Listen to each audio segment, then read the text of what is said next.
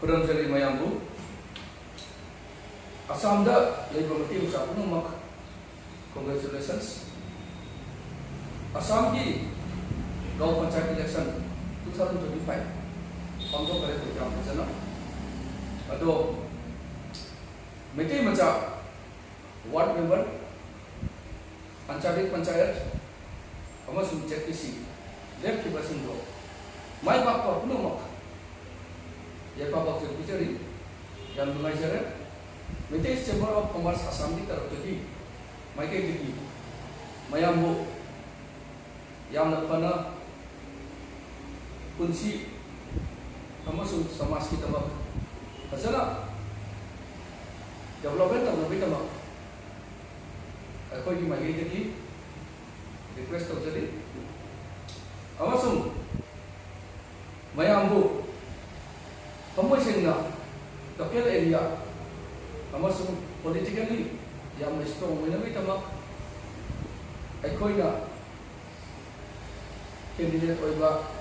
my पाक खिबा ward member अमसुम अंचालिक पंचायत अमसुम जिला परिषद की मीटिंग मचासुबु irrespective of any party affiliation Congress वगैरह बीजेपी वगैरह एजीपी वगैरह एंड इंडिपेंडेंट वगैरह पुनःको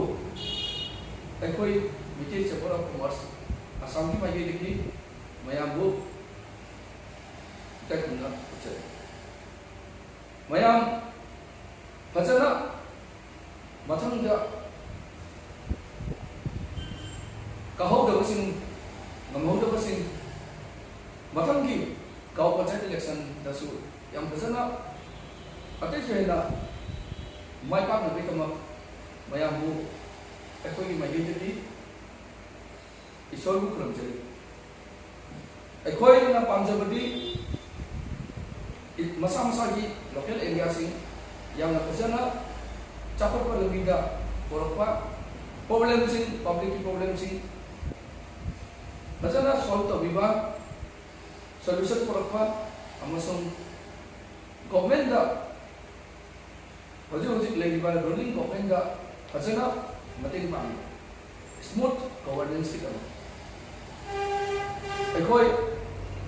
मीटिंग चेंबर ऑफ कॉमर्स की president KTM Umananda working president Biswajit Sharma इसामक जनरल सेक्रेटरी ओक्रमतिकांत सिंह अमसुम फाइनेंस सेक्रेटरी ओजा मोतीलाल सिंह पुनमकना कैंडिडेट नोंखिबा सिंह मीटिंग मचा पुनमकु